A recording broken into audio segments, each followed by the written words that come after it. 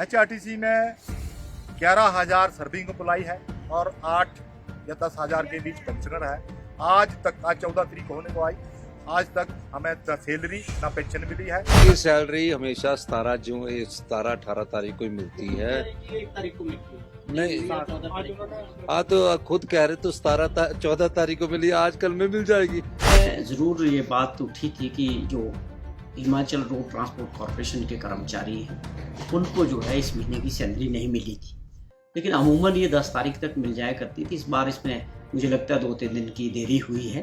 15,000 कर्मचारी जिनको तनख्वाह नहीं मिल रही, आज 15 तारीख हो गई इस महीने की। ये क्या दर्शाता है? ये दर्शाता यही है कि सही मायने में ओवरड्राफ्ट की स्थिति आ गई है।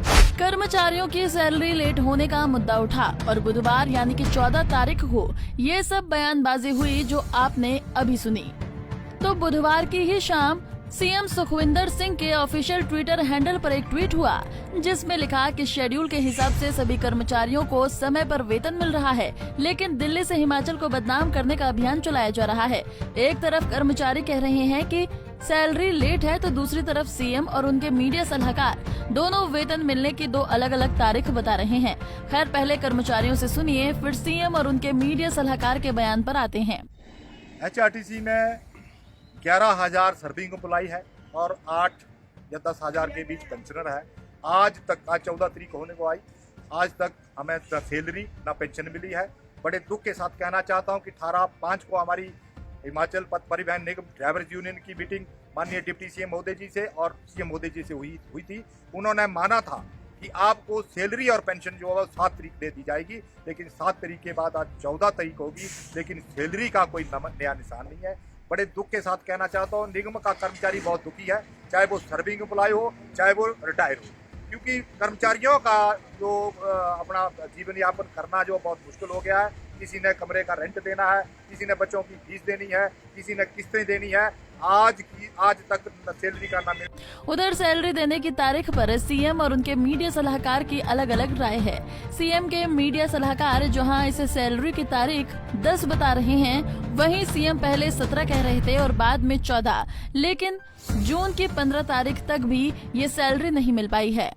देखिए, ये मीडिया में जरूर ये बात उठी थी कि जो हिमाचल रोड ट्रांसपोर्ट कॉरपोरेशन के कर्मचारी हैं उनको जो है इस महीने की सैलरी नहीं मिली थी, लेकिन अमूमन ये 10 तारीख तक मिल जाया करती थी। इस बार इसमें मुझे लगता है 2-3 दिन की देरी हुई है, लेकिन अभी मुझे जो जानकारी प्राप्त हुई है एमडी ट्रांसपोर्ट से कि ये आज या कल में जो है इनकी सारी सैलरीज किसी की सैलरी हमेशा 17-18 तारीख को ही मिलती है। एक तारीख को मिलती है नहीं, हाँ तो खुद कह रहे तो 14 तारीख को मिली, आज कल में मिल जाएगी। अब मुद्दा उठा तो सरकार ने इसका जिम्मेदार अब विपक्ष में आ चुकी पिछली बीजेपी की सरकार को बताया। कर्मचारियों के सैलरी इशू पर सीएम के मीडिया सलाहकार का कहना है ये हालात पिछली सरकार के लिए भारी भरकम कर्ज के कारण हुए हैं। वहीं सीएम से भी जब सवाल किए गए तो उन्होंने भी पिछली सरकार को ढाल बनाते हुए ये कह दिया कि मेरे हालात मेरे समय से नहीं हैं, बल्कि पिछली सरकार से पैदा हुए हैं। गौरतलब है कि हिमाचल के एचआरटीसी के 12,000 कर्मचारियों समेत विभिन्न विभागों के कुल 15,000 कर्मचारियों को अभी तक वेतन नहीं मिला है। कांग्रेस कह रही है कि केंद्र से प्रदेश की लोन सीमा को घटा दिया है, जो कि 5,500 करोड़ रुपए कम की गई है। ऐसे में अब सरकार 9,000 करोड़ का ही कर्ज ले सकती है।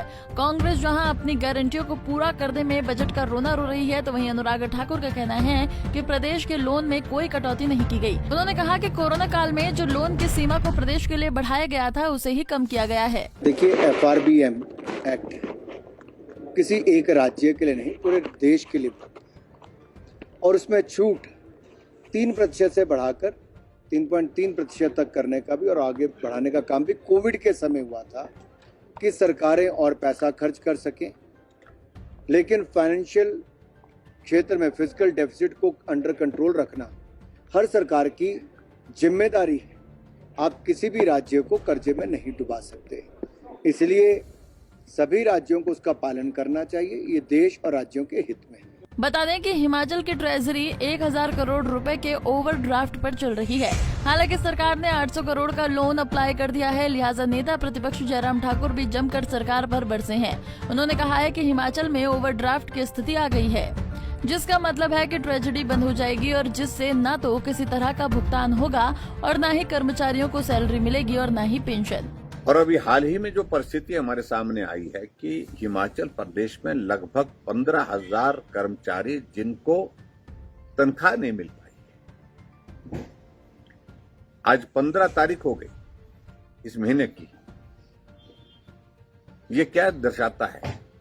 ये दर्शाता यही है कि सही मायने में ओवरड्राफ्ट की स्थिति आ गई है। और ओवरड्राफ्ट की स्थिति आने का मतलब सीधा होता है कि आपकी ट्रेजरी बंद हो जाएगी। ट्रेजरी बंद होने का मतलब ये होगा कि कोई भुगतान नहीं हो पाएगा, कर्मचारियों की सैलरी, कर्मचारियों की पेंशन, उसके बाद जो जितने भी डेवलपमेंट के वर्क्स के लिए जो पेमेंट ट्रेजरी से डिपार्टमेंट को जाती हैं वो सारी की सारी रुक जाएंगी। ये सारी चीजें एक साथ इस प्रकार से घटित हुई है जिनका उनको जवाब देना है। हिमाचल की हालिया स्थिति प्रदेश के भविष्य के लिए अच्छे संकेत नहीं है, क्योंकि मौजूदा वित्त वर्ष में लगभग 11,000 करोड़ रुपए का पुराना लोन और इसका ब्याज वापस लौटाना है। इस बीच केंद्र ने हिमाचल की लोन लेने की लिमिट 5% से घटाकर 3.5% कर दी है। यानी कि जीडीपी का हिमाचल सरकार अब 3.5% लोन ही ले पाएगी। इससे राज्य सरकार को इस बार लगभग 9 करोड़ रुपए का कर्ज मिल पाएगा, जिससे भविष्य में हिमाचल की आर्थिक स्थिति और खराब होने वाली है। Bureau report, Punjab Kesari TV. हमसे जुड़े रहने के लिए हमारे YouTube चैनल को सब्सक्राइब करें और नई वीडियो की नोटिफिकेशन के लिए बेल आइकॉन को दबाएं। अगर आप ये वीडियो Facebook पर देख रहे हैं तो लाइक जरूर करें और ज्यादा से ज्यादा शेयर करें। इसी तरह के और भी अपडेट्स के लिए फॉलो करें हमारा Instagram पेज himachal.kesari।